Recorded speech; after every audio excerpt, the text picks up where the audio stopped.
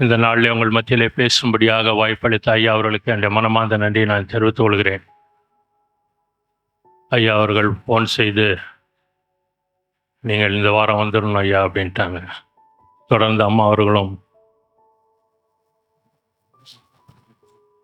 கர்த்தர் தாமே ஐயா அவர்களை ஆசீர்வதித்து காத்து பலப்படுத்தி நல்ல சுகத்தை தந்து ஆராதனையிலே பங்கெடுக்கும்படியான கருவை தரவிடுமாய் அவரை நான் கர்த்தரை மன்றாடி கேட்டுக்கொள்கிறேன்.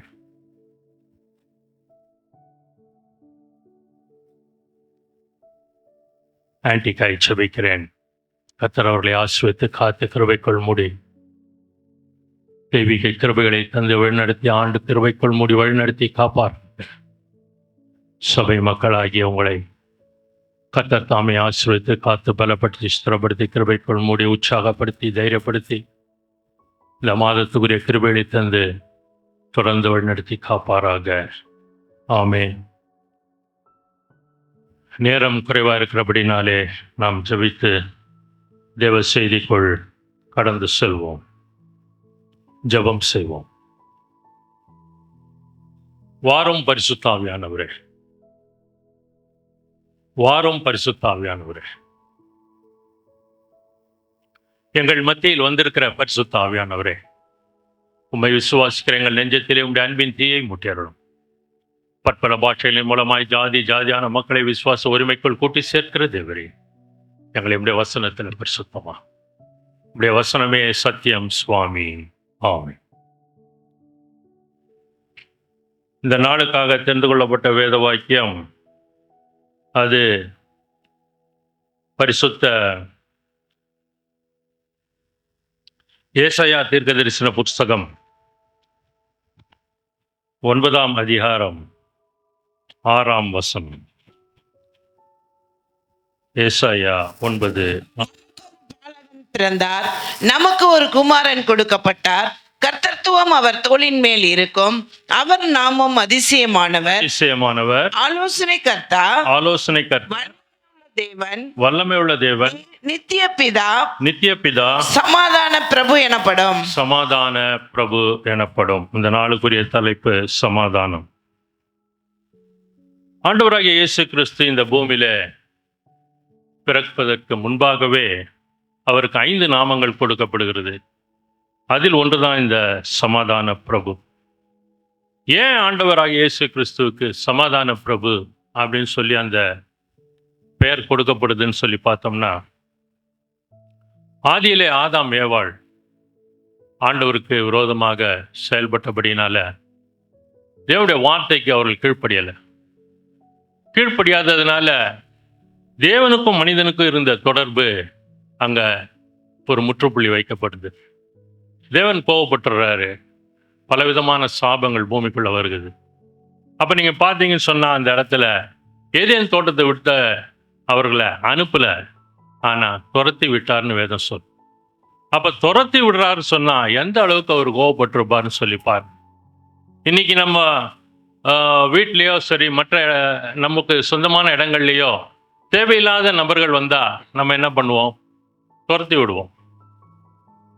ரோட்ல இருக்கக்கூடிய ஒரு நாய் வீட்டுக்குள்ள வந்துடுச்சுன்னா அதுக்கு நம்ம என்ன உட்கார், இப்போதான் நான் சாப்பாடு வடிக்க போறேன், உனக்கு நான் சாம்பார் எல்லாம் கிளறி வைக்கிறேன்னு சொல்லுவோமா? முதல்ல குச்சி எடுத்து அதை துரத்துவோம். அப்படியாக தான் நம்ம என்ன ஆயிடுச்சுன்னா, தேவன் நம்மளை அன்பாக ஏதேன் தோட்டத்தில் வச்சாரு, ஆனால் கீழ்ப்படியாம நிமித்தமா தேவனுக்கு விரோதிகள் ஆயிட்டோம். இன்னைக்கு தேவனோட சமாதானம் பண்ணி வைக்க ஆள் இல்லை. அந்த அளவுக்கு ஆயிப்போச்சு. அந்த காலகட்டங்கள்ல தேவன் கோவப்பட்டுட்டாரு, துரத்தி விடுறாரு. அப்ப என்ன நடக்குதுன்னு சொன்னா, பூமியில சமாதானம் எல்லாம் போச்சு. அவங்களுடைய வாழ்க்கையில இருந்த ஏதேன் தோட்டத்தில் இருந்த சமாதானம் அவங்க அதை விட்டு வெளியே வந்த பிற்பாடு பார்த்தீங்கன்னு சொன்னா முள்ளும் குறுக்கும் ஆயிடுச்சு. ஒன்றும் பண்ண முடியல. வேதம் சொல்லுது பாருங்க, மத்தேயு எழுதின சுவிசேஷம் 5ஆம் அதிகாரம் 9ஆம் வசனம். மத்தேயு 5:9. சமாதானம் பண்ணுகிறவர்கள் பாக்கியவான்கள், அவர்கள் தேவனுடைய புத்திரர் எனப்படுவார்கள். இன்னைக்கு பூமியில பார்த்தீங்கன்னு சொன்னா சமாதானம் பண்றதுக்கு ஆள் வரமாட்டாங்க. பஞ்சாயத்து பண்றதுக்கு வராங்க. பஞ்சாயத்து வேற, சமாதானம் பண்றது வேற.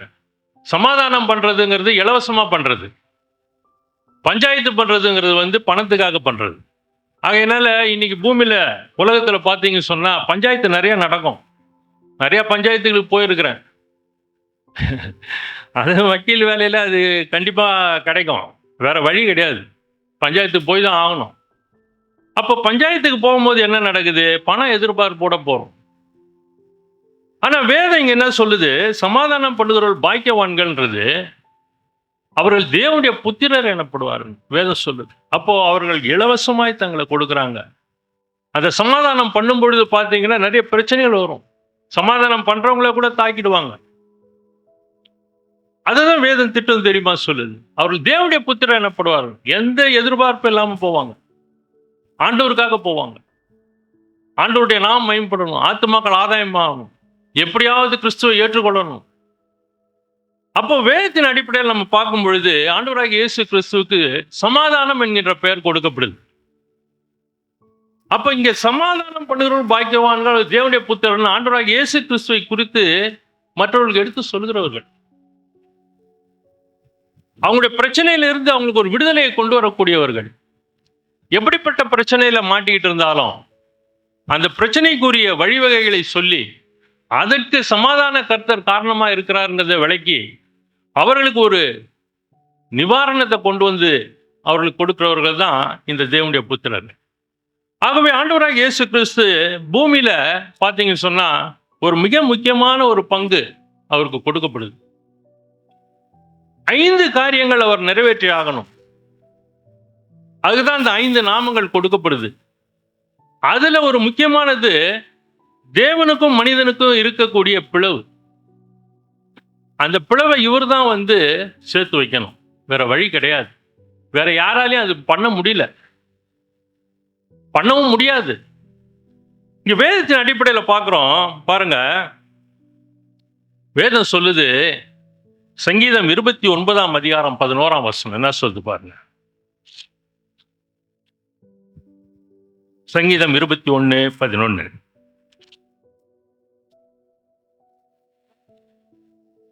அவர்கள்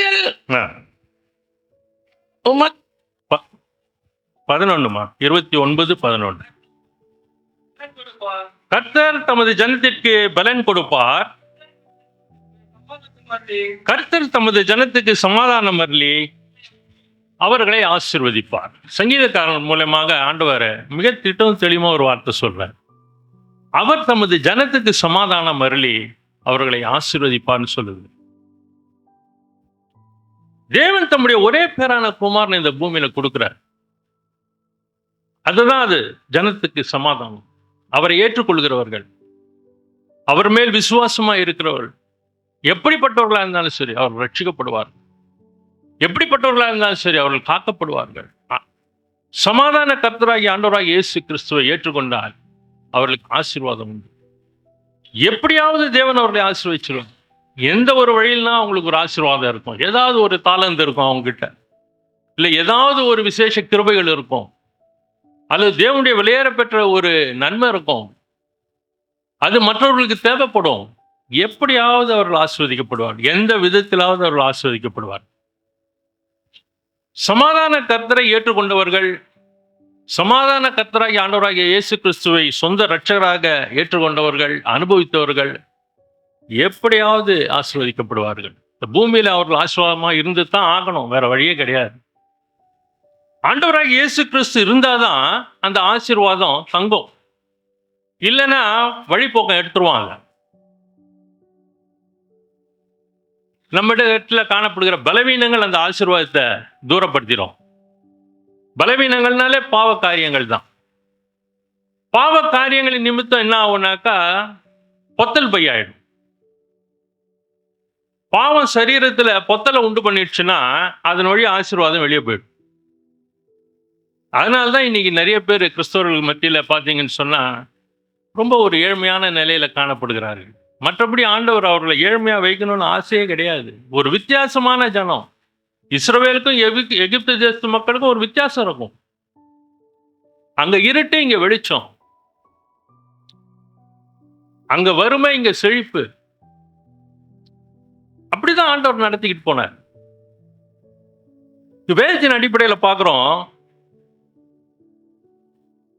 மனுகுலத்துக்கும் தேவனுக்கும் உள்ள தொடர்பு அற்றுப்போனபடினால எப்படியாவது மீண்டும் ஒரு தொடர்பு ஏற்படுத்தணும்னு சொல்லி தான் ஆண்டவர் சொல்றாரு, நமக்கு ஒரு பாலகன் பிறந்தார், நமக்கு ஒரு குமாரன் கொடுக்கப்பட்டார்.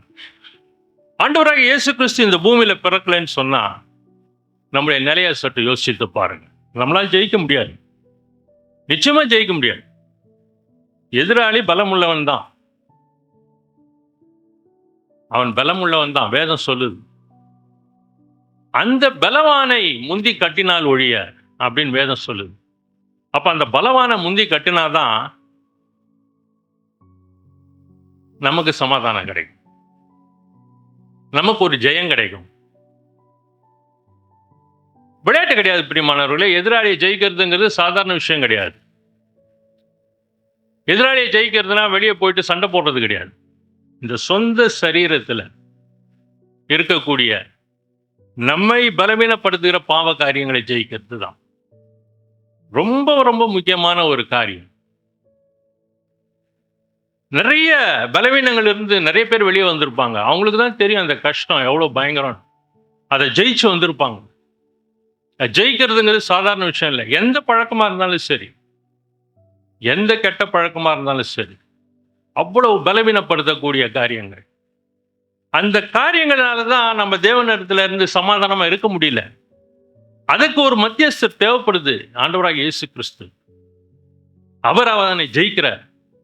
அதனால தான் அவர் சொல்றார், உன் பலவீனத்திலே என் பலன் பூர்ணமாய் விளங்கும். உன் பலவீனத்திலே என் பலன் பூர்ணமாய் விளங்கும்னா ஏற்கனவே உன் பலவீனத்தை அவர் ஜெயிச்சிருக்காருங்கிறது தான் அதுல நம்ம புரிஞ்சிக்க வேண்டிய ஒரு முக்கியமான செய்தி.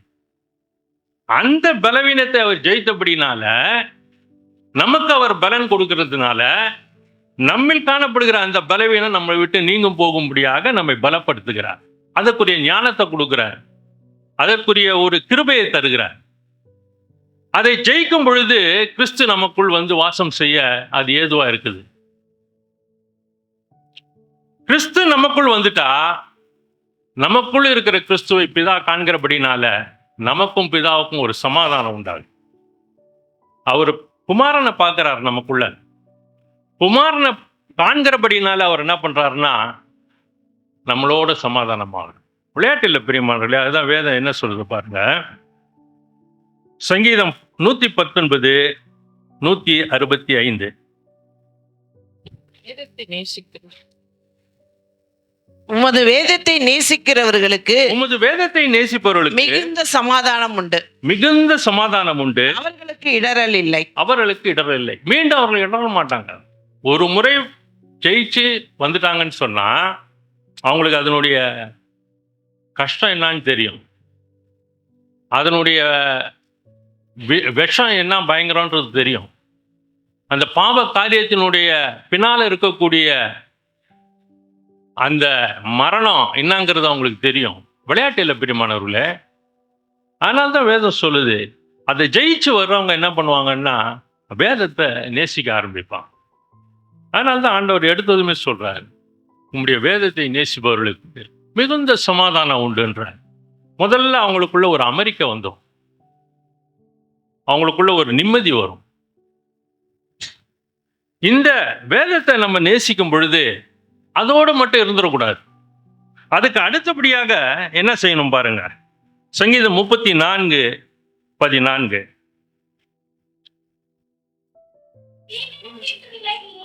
தீமையை விட்டு விலகி நன்மை செய், சமாதானத்தை தேடி அதை தொடர்ந்து கொள். இன்னைக்கு வேதத்தை நேசிக்கிறோம், ஆனா வேதத்தை குறித்து நம்ம அதிகமா அதை பிரயாசப்படுறதில்லை.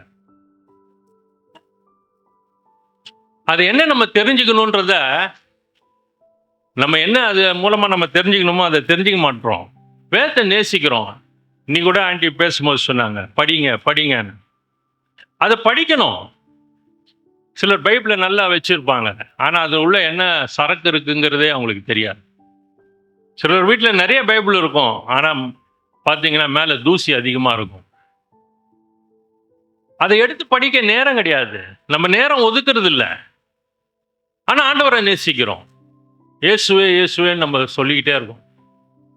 அது நமக்கு வந்து இந்த வார்த்தையின் மூலமாக தான் அவர் பேசுவார். இந்த வார்த்தை எடுத்து நம்ம படிக்கணும். வேதம் அதுதான் சொல்லுது, தீமையை விட்டு விலகி நன்மை செய். நன்மை செய். தீமையை விட்டு விலகுவது என்று சொன்னால் பாவத்தை விட்டு விலகுது தான், வேற ஒண்ணுமே கிடையாது. பாவ காரியங்களை விட்டு நீங்கள் இந்த பூமியில நீங்க ஜெயிச்சே ஆகணும். பாவத்தோட நீங்க ராஜ்யத்துக்குள்ள பிரவேசிக்க முடியாது.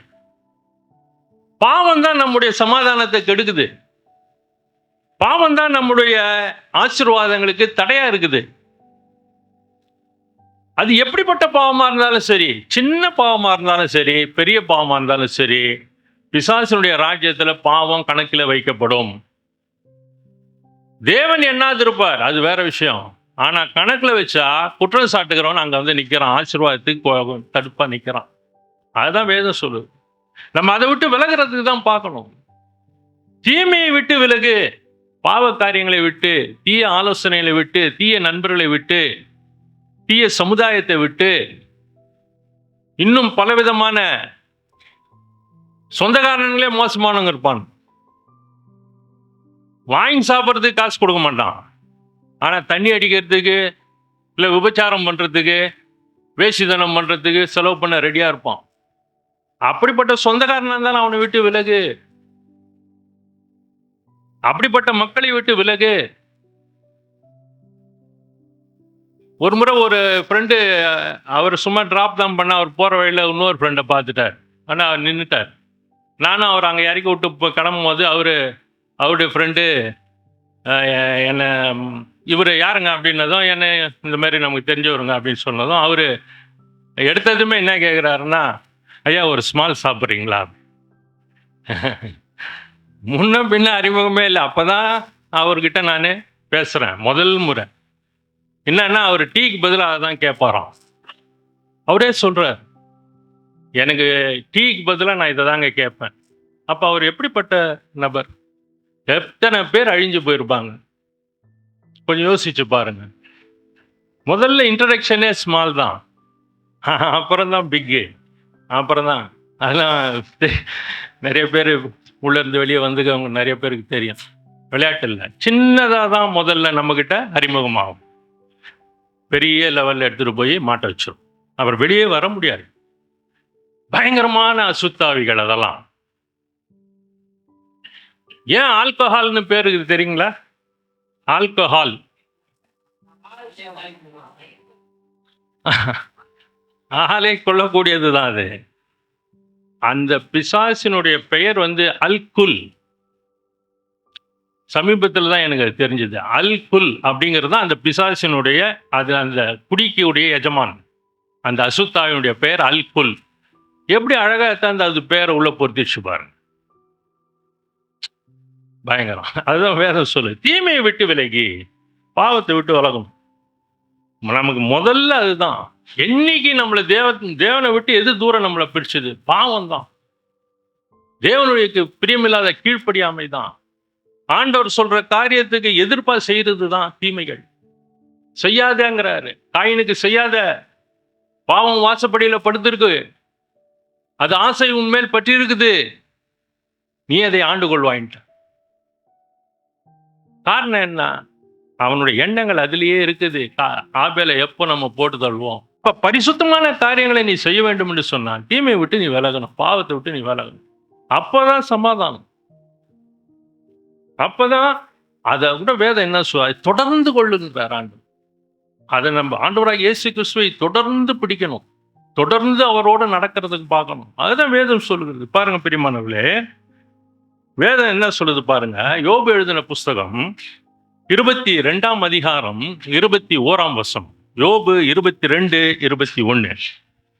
நீ அவரோடு பழகி சமாதானமாயிரும், அதனால உமக்கு நன்மை வரும். வேதம் அதுதான் நமக்கு சொல்லி தருது. நீர் அவரோடு பழகணும் முதல்ல. இன்னைக்கு நம்ம என்ன பண்றோம்? நம்ம மனைவியை புரிஞ்சுக்கிறதே நமக்கு பெரிய விஷயமாய் போச்சு. எத்தனையோ வருஷமாய் போச்சு. இன்னும் என் பொஞ்சாதி என்னால புரிஞ்சிக்க முடியலங்க. திடீர்னு கோவப்படுவா, திடீர்னு கம்முன்னு இருப்பான். இது கோவப்படுவான்னு நம்ம நினைப்போம், கோவமே வராது, ஒண்ணுமே இருக்காது. தெளிவாக பேசியிருப்பேன், படான்னு கோவம் வரும். அவங்க என்ன பண்ணுறது? இன்னைக்கு பழகுதல், நம்மளோட மனைவியோட பழகி நம்மளை புரிய வைக்கணும், நம்முடைய கணவனோட பழகி நம்மளை புரிய வைக்கணும். எத்தனையோ ஆண்டுகள் ஆகுதுங்க, நண்பர்களை புரிஞ்சு கொள்கிறோம் டக்குன்னு. அவங்ககிட்ட உஷாராயிரு, அவன் இப்படியே போவான், அந்த பக்கம் போயிடுவான், நம்மளை கூட்டின்னு போயிடுவான் சாராய கடைக்கு, நம்ம புரிஞ்சுக்கிறோம். அப்போ என்ன நடக்குது? நண்பர்களை புரிஞ்சுக்கிறோம், எல்லாம் புரியும். வீட்டில் இருக்கிறவங்கள புரிஞ்சிக்க முடியல, நம்முடைய பிள்ளைகளை நம்மளால சரியா புரிஞ்சிக்க முடியலங்க. வேதம் நமக்கு அதான் சொல்லி தருது, நீர் அவரோட பழகு. முதல்ல இயேசு சுவாமியோட பழகு. இயேசு சுவாமியோட பழகி பழகி பழகி அவருடைய குணாதிசயங்களை நம்ம கற்றுக்கொள்ளணும். அந்த குணாதிசயங்களுக்கு ஏற்ற மாதிரி நம்முடைய சிந்தையும் எண்ணங்களும் அவருக்கு பிரியமானதா மாறணும். அப்ப எவ்வளவு பேரை நம்ம எதிராளிகளாக்குவோம் தெரியுமா? உடனே சொல்லிடுவானுங்க ஃப்ரெண்ட்ஸு, அவனை போய் எதுக்குறா கூப்பிட்டு, அவனை கூப்பிட்டுனாக்கா அந்த இடத்துல வந்து எனக்கு வெஜிடேரியன் வேணும்னுவான் மிலிட்ரி ஓட்டத்தை, அதுக்கு நீ அவனை கூப்பிடாமலே இருக்கணும். அந்த மாதிரி பாவ காரியங்களுக்கு நம்ம போக மாட்டோம். அவனை எதுக்குப்பா கூப்பிட்ற? அவன் குடிக்க மாட்டான், அவனை ஏன் கூப்பிட்ற? அவன் சிகரெட் பிடிக்க மாட்டான், அவன் வேஸ்தனம் பண்ண மாட்டான், சினிமா தேட்டருக்கு வரமாட்டான், போக மாட்டான், ஜூதாட மாட்டான், அவனை எதுக்கு கூப்பிட்ற? கூப்பிடாதானுவோம். அப்போ நண்பர்கள் தூரமாவார்கள், விரோதிகள் அதிகமாவார்கள். ஏன்னா உலக நேசம் நம்ம கிட்ட இல்ல. உலகம் நம்மளை பகைக்குது. காரணம் என்ன? உலகத்துக்குரியது என்னிடத்தில் இல்லை. ஏசு சுவாமி அதான் சொல்றார், இதோ உலகத்தின் அதிபதி வரான், அவனுக்குரியது என்னிடத்தில் ஒன்றும் இல்லை. அப்போ உலகம் நம்மளை வெறுக்கும், எதிர்த்து நிற்கும். அதை பற்றி நம்ம கவலைப்படக்கூடாது. நம்ம நன்மையை அனுபவிக்கணும்னா பல காரியங்களை இழந்துதான் ஆகணும். பவுல் சொல்றாரு பாருங்க, எல்லாவற்றையும் எனக்கு அனுபவிக்க அதிகாரம் உண்டு, எல்லாம் தகுதியாயிராது. எல்லாம் தகுதியா இருக்காது. அதுதான் நமக்கு எதுவுமே நமக்கு தகுதி கிடையாது. காரணம் என்னன்னா அவரோடு பழகணும். இயேசு சுவாமியோட பழக பழக பழக பழக ஆட்டோமேட்டிக்கா சமாதானம் உள்ள வந்து. இப்ப நீ கார்த்திகை ஆராதனை பண்ணும்போது சொன்னார் பாருங்க, இயேசுவின் பாதத்தில் மரியாள் எடுபடாத நல்ல பங்கு. அந்த அம்மா ஒரு வேலை செய்யலைங்க, சமையல் ஆட்டோமேட்டிக்கா நடக்குது மார்த்தாள் மூலமா. இந்த அம்மா இங்க உட்காந்து ஒரு வார்த்தை கேட்டுனுக்குறாங்க, முடிஞ்சதும் சாப்பிட போறாங்க, அவ்வளவுதான். அப்படியே மார்த்தாள் செய்யலைனாலும் ஏன் சுவாமி வீட்டில் என்ன இருக்குதுன்னு கேட்க போறாரு, வாங்கி இந்தாங்க எல்லாம் சாப்பிடுங்கன்னு கொடுக்க போறாரு. வெரி சிம்பிளா முடிய போகுது வேலை. அதை தான் ஏசாமி சொல்றாங்க, எதுக்கு நீ அநேக காரியங்களை குறித்து மார்த்தாள் ஏமா கவலைப்படுற, எடுபடாத நல்ல பங்கு என் பாதத்தில் உட்காருன்ற. இயேசு சுவாமி இருக்கும் பொழுது ஆசீர்வாதம் ஆட்டோமேட்டிக்காக வந்துடும். அதுக்கு அவரோட பழகும், அவரோட பழகி சமாதானமாக இருக்கும். அவர் என்ன சொல்றாரோ அதை கேளுங்க, அவ்வளோதான். கஷ்டம்தான். ஏன்னா இந்த மண்ணு வந்து பிரச்சனை பண்ணும். ஆத்மா போய் மண்ணோட ஒட்டப்பாகுது, சரீரம் போய் மண்ணோட ஒட்டப்பாகுது. இதை வார்த்தையினால்தான் உயிர்ப்பிக்க முடியும். தேவனுடைய வார்த்தை நம்மளை உயிர்ப்பிச்சாதான் நமக்கு சமாதானம் கிடைக்கும். வேதம் அதான் திட்டம் தெளிவா சொல்லுது, அவரோடு பழகி நீ சமாதானமா இருந்தால் உனக்கு நன்மை வரும்ன்ற. இன்னைக்கு நம்ம நன்மையை வாங்க பார்க்குறோம், ஆனா உலகத்தோட இசைந்து இருக்கணும்னு நினைக்கிறோம். அப்படி கூடாது, அது வேலைக்கே ஆகாது, அது வேலைக்கே ஆகாது.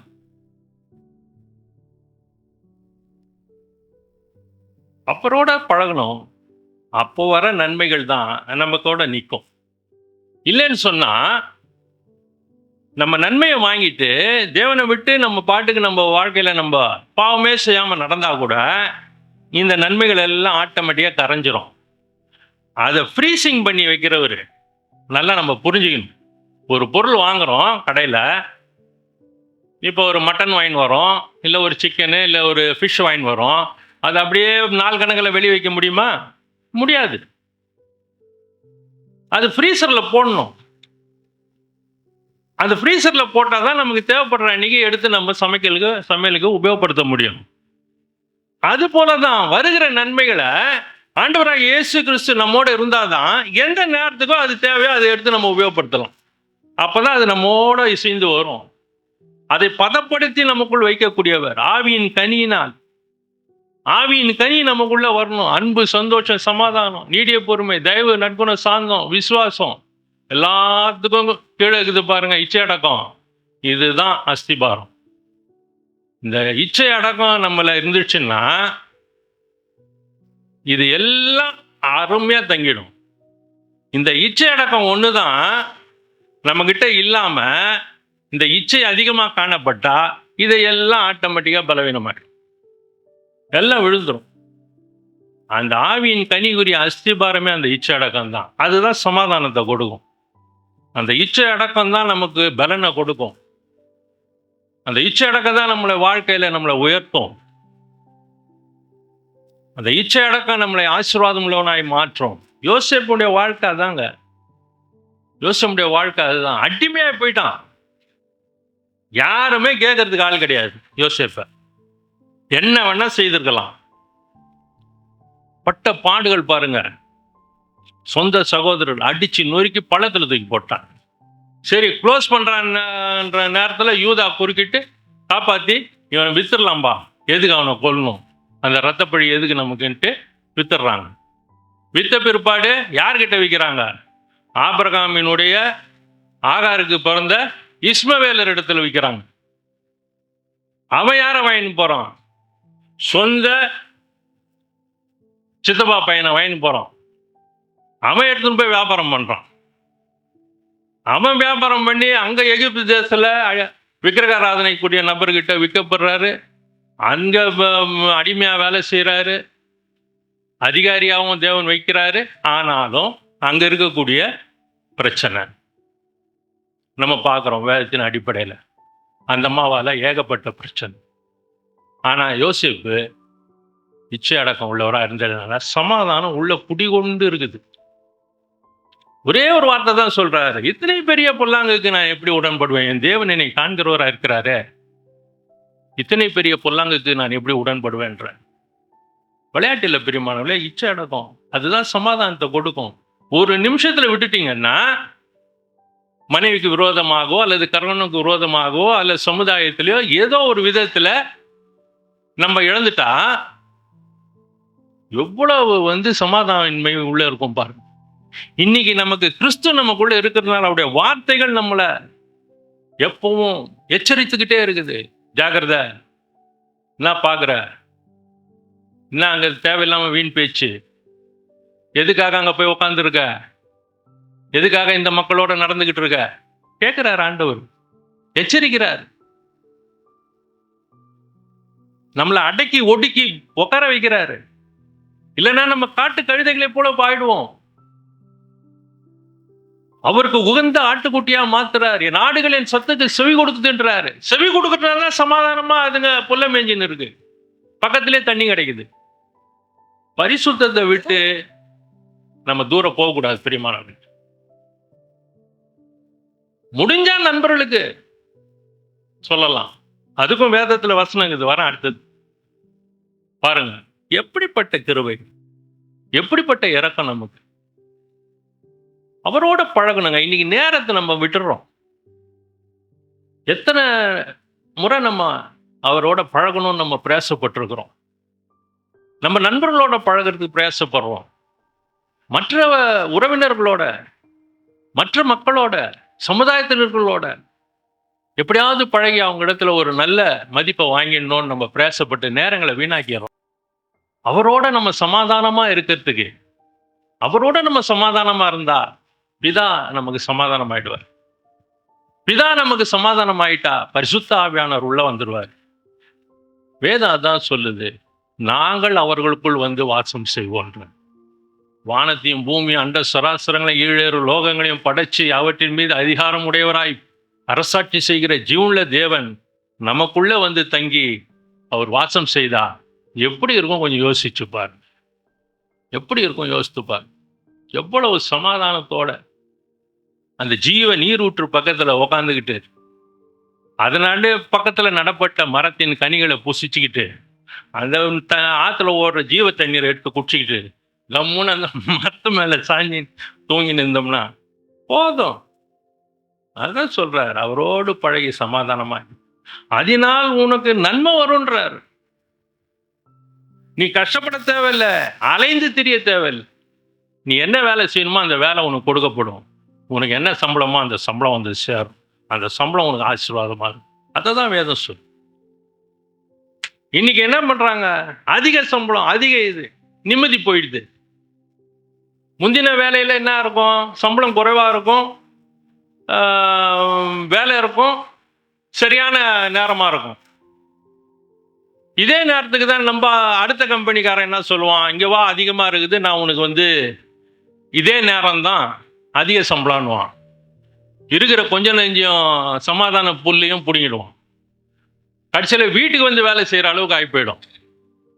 ஆஃபீஸ் வேலையை வீட்டில் வந்து செய்கிற அளவுக்கு ஆகிடும். அதனால என்ன ஆகும்? மனைவியோ கணவனோ ஒருத்தர் என்னத்த பண்ணுகிறீங்க, இங்கே வந்து ஆஃபீஸ் வேலையை பார்த்துன்னுக்கிறீங்களா? வீட்லேயே ஏகப்பட்ட வேலை இருக்குது, அதை மாவு எடுத்துன்னு போய் கொடுத்துட்டீங்களா, இதை பிடிச்சி இதை வாங்கின்னு வந்துட்டீங்களா, அதை பண்ணிட்டீங்களான்னு வாங்க. பெரிய டார்ச்சராக. அப்போ என்ன? இருக்கிறதோட சமாதானமாக இருக்கும், போதுன்ற மனமே சொன்னாங்க. அதுதான் நமக்கு சமாதானத்தை தரும். இன்னைக்கு சமாதானத்தை தேடி உலகம் அலையுது. விளையாட்டு கிடையாதுங்க. இன்னைக்கு நம்ம நிம்மதியாக உட்காந்து தேவனுடைய வார்த்தையை கேட்குறோம். ஏன்? ஆண்டவர் பார்த்துக்குவார். அதுதான் சமாதானம். இன்னைக்கு நம்ம நிம்மதியாக உட்காந்து தேவனுடைய வார்த்தையை கேட்குறோம். தேவைகள் இருக்குது, இல்லாமல் இல்லை. ஒவ்வொருத்தர் தனிப்பட்ட வாழ்க்கையில் பல தேவைகள் இருக்கும். இருந்தாலும் நம்ம மனசே சொல்லும், அதெல்லாம் ஆண்டவர் பார்த்துக்கிறார். வார்த்தையை கேட்போம், வேதத்தை நேசிக்கிறோம், அதை பின்தொடர்றோம், இன்னைக்கு அவரோட பழகிறோம். அடுத்தபடியாக வேதம் என்ன சொல்லுது பாருங்க. நீதிமொழிகள் 16:7. நீதிமொழிகள், ஒருவனுடைய வழிகள் கர்த்தருக்கு பிரியமாயிருந்தால் அவனுடைய சத்துருக்களும் அவனோட சமாதானமாகும்படி செய்வார். வேதம் திட்டம் தெரியுமா சொல்லுது பார். ஒருவனுடைய வழிகள் கர்த்தருக்கு பிரியமா இருக்கணும். கர்த்தருக்கு பிரியமாகும் போது சத்துருக்கள் உருவாயிடுவாங்கன்னு சொன்னா அது உண்மை. என்னடா இவ்வளோ நாள் நம்மளோட சுற்றின்னு இருந்தான், இப்போ நம்ம வந்து பெரிய செயின்ட் மாதிரி சாமியார் மாதிரி நடந்துக்கிறானே அப்படின்னு சொல்லுவாங்க. நிறைய கடந்து வந்துடும். காரணம் என்ன? இது எவ்வளோ கஷ்டம் பாருங்க. ஒருவனுடைய வழிகள் கர்த்தருக்கு பிரியமா இருந்தா அப்போ அந்த வழியில நம்ம நடக்கணும். வேதத்தின் அடிப்படையில் சொல்லப்பட்ட அவருடைய கற்பனைகள், கட்டளைகள், நியாயங்கள், நியாய பிரமாணங்கள், கிறிஸ்துவனுடைய போதனைகள் இன்னும் எவ்வளவோ இருக்கு. அதன்படி நடக்கிறது தான் அந்த வழி. அது குறுகலான வழி, விசாலமா நடக்க முடியாதுங்க. அதுல விசாலமா நடக்க முடியாது. கை காலை இப்படி ஆட்டிக்கிட்டு நடக்க முடியாது. குறுகலான வழி, உள்ள இப்படி பூந்து மெல்லமா போனோம். அந்த வழிக்குள்ளார கஷ்டம்தான். இது எதை குறிக்குதுன்னு சொன்னா, நம்ம அதை உள்ள கடந்து போகும்போது பாவத்தை விட்டு விலகிறது. பக்கத்துல வந்து ஒற்ற பாவத்தை விட்டு அப்படி விலகி அந்த வழியில அப்படி நடந்து போறது உள்ள. அதுதான் அது குறுகலும் நெடுகலுமான வழி. விசாலமான வழி எல்லாத்தையும் தடவின்னு போறது. அதனால அதுல கஷ்டமே இருக்காது. அதுல முன்னால கல் இருக்காது, மண்ணு. இங்க கல்லு, மண்ணு, குறுக்கு, முள்ளு எல்லாம் இருக்கும். காலை தூக்கி வச்சு போறது. சரீரம் அதுல படாம பரிசுத்தத்தை காத்து கொண்டு தேவனுக்கு பிரியமான வழி, கர்த்தருக்கு பிரியமான நடக்கை, செய்கை, சிந்தனை, எண்ணம், யோசனைகள், செய்கைகள், நடக்கைகள், பார்வைகள், பேச்சுகள் எல்லாம் பரிசுத்த வழிக்குள்ளார, அந்த வழிக்குள்ளாரே நடந்து அந்த பாதையிலேயே இந்த பரிசுத்த ஆவியானவர் காட்டுற பாதைகள், அந்த பாதைக்குள்ளேயே நடந்து போறது. Those who are led by the Spirit are above the law. நியாயப்பிரமாணத்துக்கு மேற்பட்டவர்கள், ஆவியானவரால் நடத்தப்படுகிறவர்கள். அப்ப என்ன? ராஜ்யத்துக்குள்ள டைரக்டா பிரவேசிச்சிடலாம். போய் வெயிட்டிங் லிஸ்ட்ல உட்கார தேவையில்ல. சீட்டு கிடைக்குமா கிடைக்காதா? டைரக்ட் என்ட்ரன்ஸ், நேரா விஐபி சீட் தான் உள்ள. அதுக்கு தானே பிரயாசம், அதுக்கு தானே கஷ்டப்படுறோம். 100 வயசு வாழ்ந்துட்டாங்க, என்ன பண்ண போறோம்? நரகத்துக்கு போய் என்ன பிரயோஜனம் நமக்கு? பரிசுத்த ராஜ்யத்துக்குள்ள பிரவேசிக்கணும், அதுக்கு தானே கஷ்டம். அதுதான் வேதம் சொல்லுது. ஒருவனுடைய வழிகள் கர்த்தருக்கு பிரியமா இருந்துச்சுன்னா அவன் சத்துருக்களும் அவனோட சமாதானம் ஆகுவாங்கன்ட்டார். தேடி வந்துருவான் நண்பன். என்னப்பா நீ எப்படி எப்படியோ இருந்த, ஆனா இப்போ நாங்கெல்லாம் பலவீனமாயிட்டோம், உடம்புலாம் பலன் போயிடுச்சு, நீ அப்படியே இருக்கிற. வருவான், தேடி வருவான். நம்ம நினைக்கிறோம் நம்ம சத்துருக்கள் வந்து நம்மளை கவனிச்சுக்கினே இருப்பாங்க. நம்மளுடைய பெரிய சத்துரு பிசாசு தான், நண்பனை போல வரும். ஆனா அவனை ஏத்துக்க முடியாது, அவங்கிட்ட நமக்கு சமாதானம் கிடையாது. உலக மக்கள் நம்மளை பார்த்து நமக்கு சத்ருவா இருந்தவன் நம்மளை அறிந்து கொண்டு வந்து வரும்பொழுது தேவன் என்ன சொல்றார்? சமாதானமாகும்படி. அப்படின்னா அவனையும் கிறிஸ்துவுக்குள் கொண்டு வருவதற்கு ஏதுவாக நம்முடைய வழிகள் கர்த்தருக்கு பிரியமா இருந்தால் நம்ம தேவன் உபயோகப்படுத்துவார். அதுதான் வேதம் சொல். ஒருவனுடைய வழிகள் கர்த்தருக்கு பிரியமா இருந்தால் அவன் சத்துருக்களும் அவனோடு சமாதானமாவார்கள். பாருங்க பிரியமானவர்களே, சங்கீதம் 85:10 என்ன சொல்லுது பாருங்க. சங்கீதம், கிருபையும் சத்தியமும் ஒன்றை ஒன்று சந்திக்கும், நீதியும் சமாதானமும் ஒன்றை ஒன்று முத்தம் செய்யும். பாருங்க பிரியமானவர்களே, கிருபையும் சத்தியமும். ஆண்டவராகிய இயேசு கிறிஸ்துவை குறித்து சொல்லும் பொழுது கிருபையை குறிச்சே தான் நம்ம அதிகமா பேசுவோம். வேதம் சொல்லுது, கிருபையும் சத்தியமும் உன் வாயை விட்டு விலகாதிருப்பதாக. அப்படின்னு சொன்னா சத்தியம் இருபுறம் உள்ள கருக்குள்ள பட்டயங்க. அது இதை பேசிக்கொண்டு எனக்கும் அது பட்டயம்தான். அது இருபுறமும் இப்படியும் இருக்கும் அப்படியும் இருக்கும். மாறிடுச்சுன்னா இப்படியும் போடும் அப்படியும் போடும். விளையாட்டு இல்லை. ஆனா கிருபை இருக்குது. மனம் திரும்பு, பரலோக ராஜ்யம் சமீபமா இருக்கு. உனக்காக சமாதான கிறிஸ்து சிலுவையில் அறையப்பட்டார். உனக்காக அவர் உன் பாவங்களை மன்னித்து உன்னை பிதாவோடு ஐக்கியமாக்க உனக்கு அவர் சமாதான தூதுவராக இருக்கிறார். அதுதான் கிருபையும் சத்தியம். இந்த கிருபையும் சத்தியமும் ஒரு மனிதன் ஏற்றுக்கொள்ளும் பொழுது அது ஒன்றை ஒன்று சந்திக்கும்னு வேதம் சொல்லுது.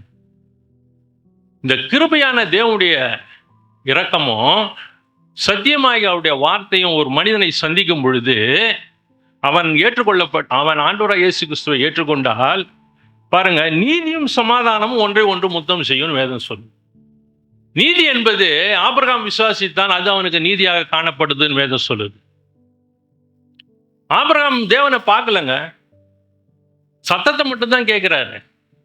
அவர் இருந்து வந்தது விக்கிரக ஆராதனை உள்ள ஒரு தேசம், கல்தேயர் என்கின்ற சொல்கின்ற தேசம். அந்த தேசத்துல மெய்யான தேவனை குறிச்சான வெளிப்பாடுகள் இல்லை. ஆனா ஒரு சத்தம் கேட்குது அவருக்கு.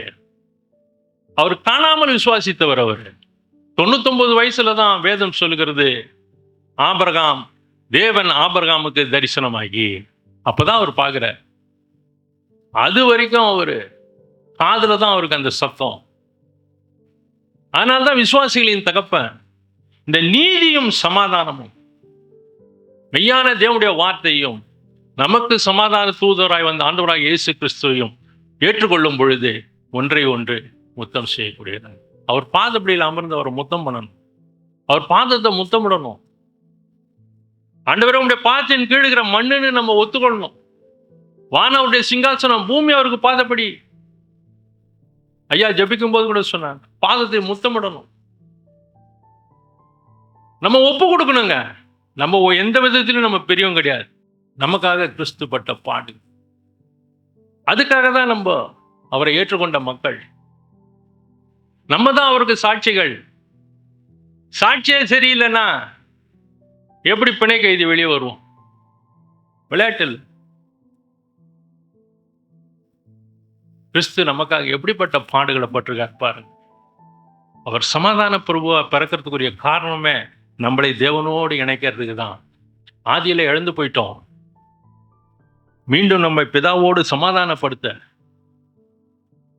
மீண்டும் நம்மளை கொண்டு போய் அவருக்கு அறிமுகமாக்க கிறிஸ்து பட்ட பாடுகள், வேதனைகள், நிந்தைகள், அவமானங்கள். கொஞ்சம் யோசிச்சு பாருங்க. இன்னைக்கு குடிவெறியில துணி விலகி போறது தெரியாம இருக்கிறான். அன்னைக்கு கிறிஸ்து நமக்காக நிர்வாணமாக்கப்பட்டார். எந்த பாவமும் செய்யல, எந்த தவறும் செய்யல, எந்த தப்பும் செய்யல.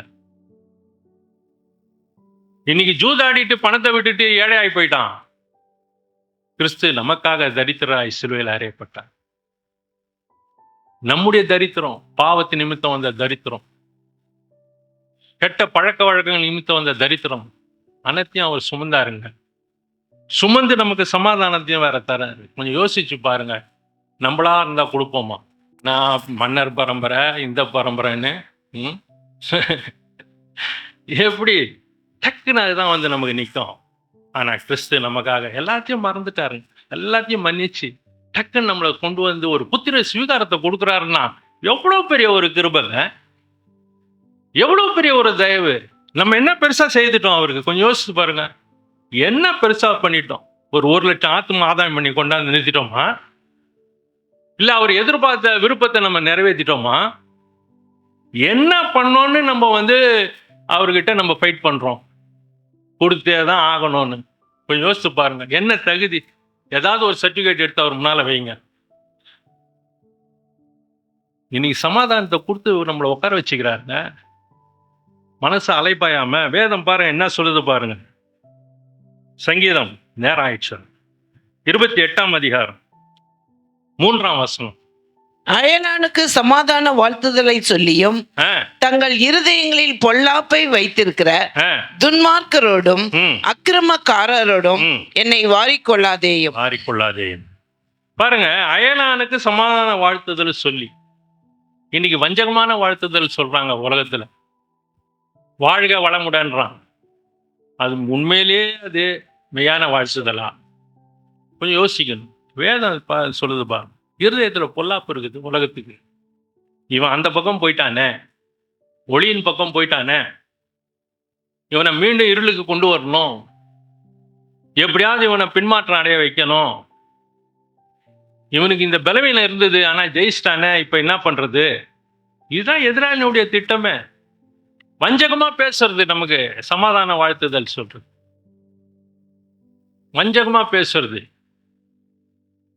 நயவஞ்சகமா எப்படியாவது வஞ்சிக்கிறதுக்கு என்ன வழின்னு பார்க்கறது. அதான் வேதம் சொல்லுது. அயலானுக்கு சமாதான வாழ்த்தலை சொல்லியும் தங்கள் இருதயத்துல பொல்லாப்பை வைத்திருக்கிற துன்மார்க்கரோடு அக்கிரமக்காரரோடு அவங்கள வாரிக்கிற மாதிரி என்னை வாரிக்காதீங்க ஆண்டவரே. நான் போய் மீண்டும் விழக்கூடாது, என்னை பலப்படுத்துங்க. நான் எப்பொழுதும் உம்மோட பழகி சமாதானமா இருக்கணும். நீர் எப்பொழுதும் எனக்குள் தங்கி தாபரிக்கணும். இதுதான் முக்கியம். இன்னைக்கு தேவன் நம்மளை யாருக்கு, எந்த அயலானுக்கு சமாதானமாகிய கிறிஸ்துவை குறித்து சொல்லணும்னு சொல்றாரோ அந்த நம்பருக்கு மட்டும் சொன்னா போதுங்க. நம்ம ஃப்ரெண்ட்ஸே இருப்பாங்க, சர்க்கிள் ஒரு கிட்டத்தட்ட 50 பேர் 100 பேர் இருக்காங்கன்னு வச்சுங்க. அதுல ஆண்டவர் 1-2 காட்டுவார். அவங்களுக்கு மட்டும் சுவிசேஷம் சொன்னா போதும். அந்த 100 பேருக்கும் சொல்லணுன்ற அவசியமே கிடையாது. அது வீணா போகும். அந்த மீதி 98, அந்த 1 ஆடு 2 ஆடு, அதுதான் முக்கியம். அயலானுக்கு சுவிசேஷம் சொல்றதுன்னு சொன்னா, அயலானுக்கு சமாதானம் சொல்றதுன்னு சொன்னா, ஆண்டவராகிய இயேசு கிறிஸ்துவை குறித்து அவர்களுக்கு சுவிசேஷத்தை அறிவிப்பது. பன்றிகளுக்கு முன்னால போட முடியாதுங்க. மீதி 98 பன்றியா இருக்கும். அது முத்தையும் இது பண்ணிடும், நம்மளையும் பிறப்பா. அதனால ஜாக்கிரதையா இருக்கணும். அதுக்கு தான் கிறிஸ்துவோடு பழகணும். அவரோடு பழகிட்டு இருந்தோம்னா அவர் கரெக்டாக சொல்லுவார். அவர் கரெக்டாக சொல்லுவார். அவருக்கு தெரியும், கரெக்டாக சொல்லுவார். இவனுக்கு மட்டும் சொல்லு. அது மாதிரி ஒரு முறை சொல்ல சொன்னார். என் ஃப்ரெண்டுடைய அப்பா, அவங்களும் கிறிஸ்டின் தான் அவங்க இத்தனைக்கும். அப்போ நான் ஆண்டவர்கிட்ட சொல்கிறேன், சாதாரண ஒரு சாயந்தரம் ஒரு 4, 4:30, 5 மணி இருக்கும். பேசிகிட்டு இருக்கும்போது என் ஃப்ரெண்டு இல்லை, அவன் வெளியே போயிட்டான். அவர் உட்காந்து கடையில் உட்காந்து பார்ப்பார். அப்போ திடீர்னு ஆண்டவர் வந்து இவருக்கு சுவிசேஷம் சொல்லுன்றார். அப்போ நான் ஆண்டவர்கிட்ட சொல்கிறேன், மனசுக்குள்ளே தான். அப்போ சொல்கிறேன், என்ன ஆண்டவரே, இவங்க கிறிஸ்டின்ஸ் தானே, இத்தனை ஆண்டு காலமாக இருக்காங்க, இவருக்கு போய் சொல்லுதுன்னு சொல்கிறீங்களே? இல்லை, நீ சொல்லு அப்படின்னார். சரின்ட்டு நம்ம வாய் தான் ரெடியாக காத்துன்னு இருக்குமே, படன்னு ஒரு 1/2 மணி நேரம், ஏறக்குறைய 3/4 மணி நேரம் இருக்கும் சொல்லிட்டேன். சொல்லி முடிச்சதும் அவர் சொல்கிறாரு, தம்பி, இந்த கிறிஸ்து ஜீசஸ்ஸு, அப்புறம் வந்து இந்த மாதிரியான பிரசங்கம் பண்ணுறவங்க இப்படி அப்படின்னு சொல்லிட்டு இவங்கெல்லாம் வந்து சுத்த அம்பக்கு அப்படின்ட்டேன். அப்போ தான் பேசி முடித்தேன். பாருங்க, ஆண்டவருக்கு தெரியுது நம்ம என்ன யோசிச்சுன்னுக்குறோம். இவங்க கிறிஸ்டின்ஸ் தானே, இவங்களுக்கு கிறிஸ்துவ குறித்து தெரிஞ்சிருக்குமே, எதுக்கு நம்ம இவங்களுக்கு சொல்லணும்? அப்போ எதுக்கு என்ன சொல்ல வச்சாரு? அதுதான் ஃபைனல். இப்போ என்ன நடந்தது? அதுக்கப்புறம் ஒரு நோம்பு. வெரி சிம்பிள்ங்க. லாஸ்ட் டைம் கொடுக்குற சான்ஸ். ஒரு சிலருக்கு கடைசி நேரத்தில் தான் கிடைக்கும் அந்த எச்சரிப்பின் சத்தம், அந்த சமாதான தேவனுடைய வார்த்தைகள். யூதாஸ் காரியத்துக்கு ஆண்டவர் சொல்றாரு பாருங்க, சிநேகிதனே அப்படின்றாரு. கடைசி நேரத்தில் அது உன் மனக்கண் திறக்கப்படட்டும். அந்த நேரத்தில் அவன் ஆண்டவரே என்னை மன்னிச்சிருங்கன்னு சொல்லியிருந்தான்னா கூட, முத்தம் செய்கிற நேரத்தில் சொல்லியிருந்தா கூட அவன் மன்னிக்கப்பட்டிருப்பான்.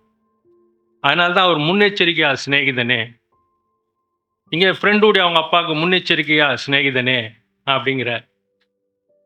Very simple. இன்னொரு சம்பவம் கூட நடந்தது. அது என்னன்னா, ஒருத்தர் கிட்டத்தட்ட அவருக்கு வந்து 83 வயசு இருக்கும். ரொம்ப சத்தமாக பேசுவார். எங்கள் நகருக்கு பக்கத்து நகர் தான், கவர்மெண்ட் எம்ப்ளாயி. அவர் என்ன பண்ணிட்டாரு, நான் டீ சாப்பிட்லான்ட்டு போனேன் மெயின் ரோட்டில் இருக்கிற கடைக்கு. டீ சாப்பிட்றதுக்கு போனப்போ இவர் டீ சாப்பிட்டுனுக்கிறார்.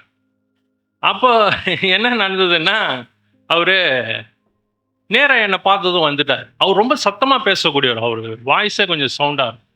தம்பி, இந்த ஏன் நீங்கள் வந்து பாவிகளே பாவிகளேன்னு வந்து நீங்கள் ஏன் ப்ளூரலில் சொல்கிறீங்க? பாவினா நீங்கள் ஒரு ஆள் உங்களுக்குள்ளே சொல்லிட்டு போக வேண்டியது தானே, நீங்கள் எதுக்கு எங்களெல்லாம் உள்ளே சேர்க்குறீங்க அப்படின்னு சொல்லி கேட்குறாரு. எங்கள் பப்ளிக்கில் கேட்குறாருங்க. சாப்பிட்டு இருந்தவங்கலாம் பக்கத்தில் வந்துட்டான். இப்போ கும்பலில் நான் மாட்டிட்டேன். இப்போ நான் பதில் கொடுத்தாகணும். இப்போ நான் சொந்தத்துலேருந்து என்ன பதில் இருந்தாலும் கொடுப்பேன். ஏன்னா இவனுக்கு 83 வயசு ஆகுது. எத்தனை ஆண்டு காலமாக பிசாசு இவன் மண்டையில் ஊட்டினே இருந்துக்கிறான் பாருங்க. அந்த எலுச்சம்பழத்தை அப்படியே ஊட்டினே இருந்துக்கிறான். 83 வயசு வரைக்கும் இந்த சந்தேகம் இருக்குதுங்க. இந்த ஆள் கேட்ட கேள்விக்கு பூரா டீ கடைக்காரன் பஜ்ஜி விட்டு என் பக்கத்தில் வந்து நின்ட்டானுங்க. நானே சூடாக சாப்பிடலான்னு தான் போனேன். சரி, வேறு வழியில் நின்ட்டேன். சரி, இப்போ இவர் கேட்டார், பதில் சொல்லி ஆகணும். டக்குன்னு மனசுக்குள்ள ஆவியானவர் கேட்குறாரு, ரொம்ப டஃப்பான கேள்வி ஆகுது.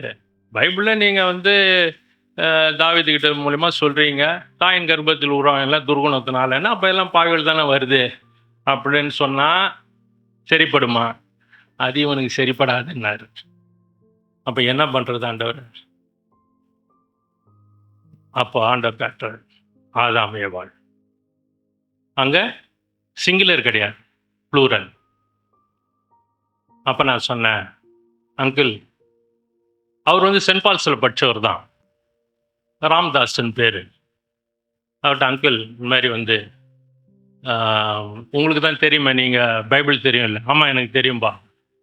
அதில் வந்து ஏதேன் தோட்டத்தில் ஆதாம் ஏவாள் 2 பேர் சேர்ந்துக்கும் போது அவங்க அந்த பழத்தை சாப்பிட்டதுனால அவங்க பாவிகள் ஆயிடுறாங்க அப்படின்னு, கீழ்ப்படியாமல் நிமித்தம். ஓ, தேர் ஸ்டார்ட்ஸ் அ ப்ளூரல் அப்படின்னாரு. அப்போ தான் அவர் 83 ஆண்டு கால சந்தேகம் தீர்ந்து.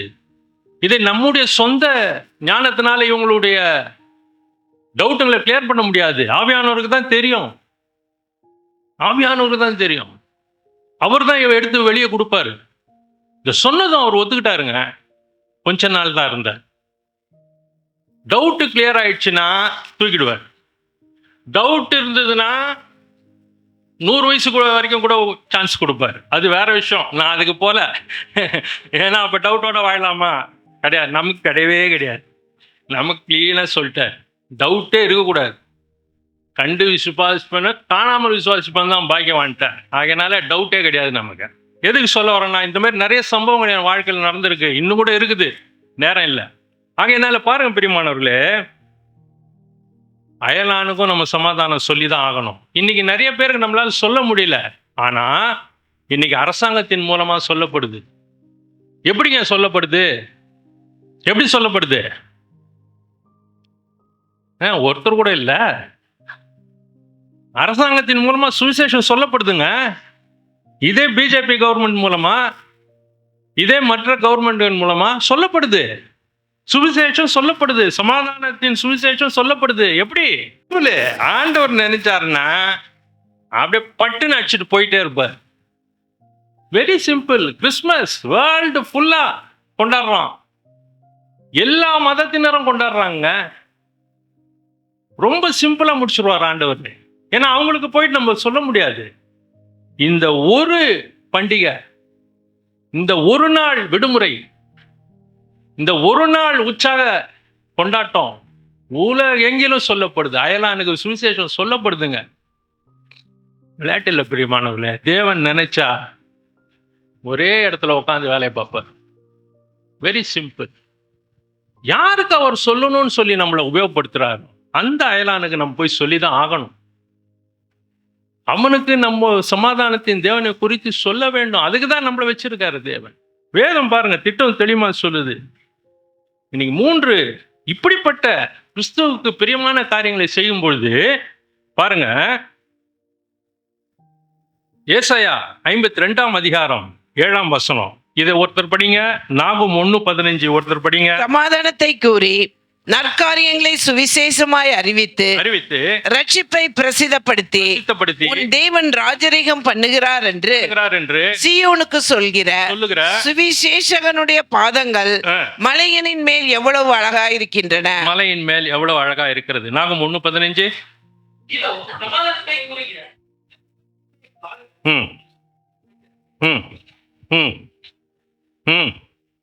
செலுத்து வருவதில்லை, சங்கரிக்கப்பட்டான். பாருங்க பிரியமானவர்களே, அங்க மலையின் மேல் எவ்வளவு அழகா இருக்குன்றாரு. இங்க என்ன சொல்றாரு பாருங்க, நாகும் 1:15 சுவிசேஷனுடைய கால்கள் மலையின் மேல் வருகிறது. யூதாவே உன் பண்டிகைகளை ஆசரி, கிறிஸ்துவின் பிறப்பை நீ கொண்டாடு, உன் பொருத்தனைகளை செலுத்து, அவனை சங்கரிக்கப்பட்டான். சமாதானத்தின் தேவன் நமக்காக சாத்தான சங்கரிச்சிட்டாரு. இப்போ அயலானுக்கு நம்ம சுவிசேஷம் சொல்லும் பொழுது, அயலானுக்கு கிறிஸ்து யார் என்று அறியாத மனிதனுக்கு நம்ம சுவிசேஷத்தை சொல்லும் பொழுது வேதம் என்ன சொல்லுது? சமாதானத்தை கூறுகிற சுவிசேஷனுடைய கால்கள் மலையின் மேல் வருகிறது. அப்ப என்னன்னா, மலையை நோக்கி நம்ம நடக்கிறோம். சுவிசேஷத்தை தேவனுக்கு அறிவிக்கும் பொழுது, சமாதானத்தின் தேவன் யார் என்பதை அறிவிக்கும் பொழுது நம்முடைய பாதங்கள் மலையின் மேல ஏறுதுங்க. இது தரிசனத்துல பார்க்கணும், நம்ம எந்த அளவுக்கு மலையில ஏறி இருக்கிறோம். 52:7 என்ன சொல்லுது ஏசாயா? சமாதானத்தை கூறி நற்காரியங்களை சுவிசேஷமாய் அறிவித்து ரட்சிப்பை பிரசித்தப்படுத்தி உன் தேவன் ராஜரீகம் பண்ணுகிறார் என்று, உருவாக்கின தேவன் ராஜரீகம் பண்ணுகிறார் என்று சீயோனுக்கு வருகிற ஆத்துமாக்களுக்கு சொல்லுகிற சுவிசேஷகனுடைய பாதங்கள் மலையின் மேல் எவ்வளவு அழகா இருக்கிறது. பாருங்க, மேல வந்து நின்னாச்சு. அங்க ஏறி வருறோம், இங்க மேல வந்து நின்னுட்டோம். இதுக்குதான் தேவன் நமக்காக சமாதானத்தை தர்றாரு. இதுக்குதான் அந்த சமாதானத்தின் தேவன் நமக்குள்ள வராரு. இன்னைக்கு அநேகர் வந்து என்ன பண்றாங்க பாருங்க, பூமியில மற்றவர்களோட சமாதானம் பண்ணணும்னு பாக்குறாங்க, மற்ற மக்களோட, விக்கிரக ஆராதனைக்காரரோட. வேதம் என்ன சொல்லுது பாருங்க, லூக்கா 12:51. ஒருத்தர் லூக்கா 12:51 படிங்க, இன்னொருத்தர் 10:34 மத்தேயு. நேரம் ஆயிடுச்சு, அதனால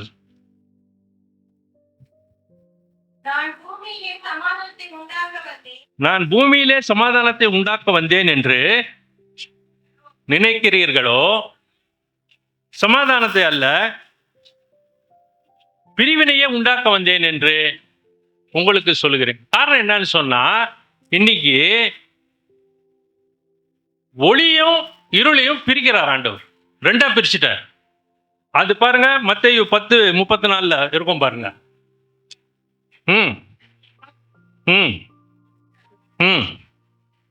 பட்டயத்தை அனுப்ப வேண்டேன். பட்டம் என்னங்க பண்ணும்? 2 துண்டாக்கிடும், வெட்டிடும். அதுதான் இங்க 12:51 அதான் சொல்ற, பிரிவினை உண்டாக்க வந்தேன். பட்டயம் 2 துண்டாக்கிடும். காரணம் என்னன்னா, உலக மக்கள் பாவத்துக்கு இசைந்து வாழக்கூடியவர்கள், ராஜ்யத்துக்குரிய மக்கள் பரிசுத்தத்துக்கும் தேவனுக்கு பிரியமான வழியில நடக்கக்கூடிய பிரிவினை ரெண்டா ஒரே விட்டு போட்டுரும். இன்னைக்கு நிறைய பேர் நீங்க பாருங்க, கிறிஸ்துவ ஏற்றுக்கொண்ட புறஜாதியாருக்கு நடுவில் அவங்க வீட்டுல எல்லாம் ரொம்ப பிரச்சனையில இருந்து கடந்து வருவாங்க. இருந்தாலும் தேவனுக்காக நிலை நிற்பார்கள். கர்த்தர் அவர்களை இவங்களோட அதிகமா உயர்த்தி காட்டுவார். அதுதான் அது. பூமியில சமாதானம், எல்லாருக்கும் சமாதானம் கொடுத்துட்டா, பாவம் செய்யறவனும் சமாதானமா இருந்தா எப்படிங்க அவன் மனம் திரும்புவான்? கொஞ்சம் யோசித்து பாருங்க. நல்லா குடிச்சு வெறிச்சு ஆடி பாடி எல்லா வேலையும் பார்த்துட்டு நல்ல உலக பேச்செல்லாம் பேசிட்டு சமாதானமாகறான்னு வச்சுங்க, அவன் எப்படி கிறிஸ்துவை பத்தி அவனுக்கு என்ன யோசனை வேண்டியது? ஒண்ணுமே கிடையாது. என் தெய்வம் எனக்கு எல்லாம் கொடுக்குறாரப்பான்னுவான். நாங்கள் வணங்குறது எங்களுக்கு எல்லாம் கொடுக்குது, சமாதானமாக இருக்கிறோம், சந்தோஷமாக இருக்கிறோம். அதனால தான் ஆண்டவர் ரெண்டு பிரிவாக்குறாரு. ஏற்றுக்கொண்ட மக்கள், ஏற்றுக்கொள்ளாத மக்கள். பிரிவை காட்டுற அந்த இடத்துல வெட்டுது பட்டயம் ரெண்டு துண்டாகிடுச்சு. தேவனுக்கு பிரியமான மக்கள், தேவனுக்கு பிரியமில்லாத மக்கள். ஆகையினால பார்த்தீங்கன்னா நிறைய எதிர்ப்புகள், கஷ்டப்பட்டு வருவாங்க கிறிஸ்துவுக்குள்ளார. பல எதிர்ப்புகளை சந்தித்து உள்ளே வரக்கூடியவர்கள், அப்படிப்பட்ட மக்கள் இருக்கிறாங்க. அதனாலதான் பாருங்க ஆண்டவர் என்ன சொல்றாரு, யோவான் 14:27 என்ன சொல்றாரு பாருங்க, சமாதானத்தை உங்களுக்கு வைத்து போகிறேன், என்னுடைய சமாதானத்தை உங்களுக்கு கொடுக்கிறேன், கொடுக்கிறதில்லை, உங்கள் இருதயம் கலங்காமலும் பயப்படாமலும் இருப்பதப்பா என்னுடைய சமாதானத்தை கொடுக்குறேன்றார் ஆண்டவர். இன்னைக்கு நம்முடைய வாழ்க்கையில கூட தேவைகள் இருக்குங்க, சில குறைகள் இருக்கு, நம்ம பெற்றுக்கொள்ள வேண்டியது இன்னும் பெற்றுக்கொள்ளாம இருக்கிறோம், குறைகள் இருக்குது. ஆனா சமாதானத்தோட இருக்கிறோம். காரணம் என்ன? கர்த்தர் நிச்சயம் தருவார், கர்த்தர் நிச்சயம் சந்திப்பார், என்னுடைய கூக்குரல் அங்க இருக்குது அப்படிங்கிறத அந்த நிச்சயம் நமக்குள்ள இருக்குது பாருங்க. அதுதான் சமாதானம். இன்னைக்கு அந்த சமாதானம் இல்லாத மக்கள் அநேகர் தங்களை மாய்த்துக் கொள்கிறார்கள். இன்னைக்கு சமாதானத்தோட இருந்து ஜெயம் பெற்றவர்கள் கிறிஸ்துவனுடைய மக்கள். ஆகையினால பிரியமானவர்களே, அவருடைய சமாதானம் நமக்குள்ள வைக்கப்பட்டிருக்கிறதுனால எந்த காரியத்துல நம்ம கவலைப்பட வேண்டிய அவசியமே இல்லை. அதான் யோபு சொல்றாரு பாருங்க, தேவனிடத்திலிருந்து நன்மையை பெற்ற நாம் தீமையை செய்ய. அங்க யார் அந்த அவருக்கு விரோதமா பேசுறது? அவங்க சொந்த ஒய்ஃபு. அந்த மாதிரி அவரு சுவிசேஷத்தை சொல்றாரு. கடைசியில் அவங்களும் இரட்டத்தனியான ஆசீர்வாதம் பெற்றுக்கொள்றாங்க. எப்படிப்பட்ட கிருபை பாருங்க. அதனால்தான் ஆண்டவர் என் சமாதானத்தை வைத்து போகிறார். ஆகையினால்தான் சொல்றாரு பாருங்க, உலகம் பயங்கரமான காரியம் வருது. வெளிப்படுத்தின விசேஷம் 6ஆம் அதிகாரம் 4ஆம் வசனம் என்ன சொல்லுது பாருங்க. வெளிப்படுத்தல் 6:4 முடிச்சிடறேன்.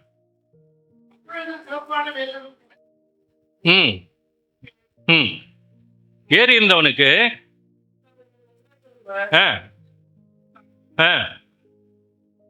போடும்படியான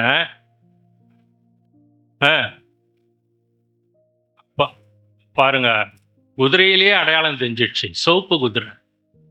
சமாதானம் போயிடுச்சுன்னா என்னங்க ஆகும்? ரத்தம் அதிகமாயிடும், ரத்தம் சிந்துதல் அதிகமாயிடும், போதா குறைக்கு பெரிய பட்டயம் வேற. ஆகிய அந்த காலகட்டத்துக்குள்ள நம்ம இன்னும் போகாம இருக்கிறது. கர்த்தர் கிருபையா நம்ம நடத்திக்கிட்டு வர்றார். அவருடைய சமாதானம் நம்மை ஆளுகிறது. பூமியிலே சமாதானம், மனுஷர் பேரிலே பிரியம். அந்த கிருபை இரக்கம் தயவு இருக்கிற வரைக்கும் அவரை நாம் பற்றி கொள்ளணும், அவரை நாம் அறிந்து கொள்ள வேண்டும், அவரோடு நாம் பழகி சமாதானமா இருக்க வேண்டும். அவருடைய வேதத்தின் மேல் பிரியமாக இருக்கிற மனுஷன் பாக்கியவான வேதம் சொல்லுது, நீர்க்கால்களின் ஓரமாய் நடப்பட்டவனாய் காணப்படுகிறான். அப்படி இருக்கிற சூழ்நிலையில பாருங்க பிரியமானவர்களே, இப்படிப்பட்ட கட்டத்துக்குள்ள முன்னாதாகவே நம்மளை உருவாக்கி நடத்திட்டு வரார். இந்த காலகட்டத்தில் இருக்கக்கூடிய மக்கள் எப்படி இருப்பாங்க நமக்கு தெரியல, எவ்வளவு பயங்கரங்கள் இருக்கும் நமக்கு தெரியல. பட்டயம் அவன் கையில கொடுக்கப்பட்டிருக்குதுன்னு வேதம் சொல்லுது. எப்படிப்பட்ட சங்காரங்கள் நடக்கும் நமக்கு தெரியல, எப்படிப்பட்ட பயமுறுத்துதல்கள், எப்படிப்பட்ட மிரட்டல்கள் இருக்கும் நமக்கு தெரியாது. கர்த்தர் கிருபையாய் நம்மை சமாதானத்தோடு நடத்துகிறார். கடைசியாக 2 யோவான் 3ஆம் அதிகாரம் 3ஆம் வசனம், மன்னிக்கணும், 2 யோவான் 3. பிதாவாகிய தேவனாலும் கர்த்தராகிய இயேசு கிறிஸ்துவினாலும் கிருபையும் இரக்கமும் சமாதானமும் சத்தியத்தோடும் அன்போடும் கூட உங்களோடு இருப்பதாக. கர்த்தர் நம்மை ஆசீர்வதித்து வழிநடத்தி காப்பாராக. ஆமென்.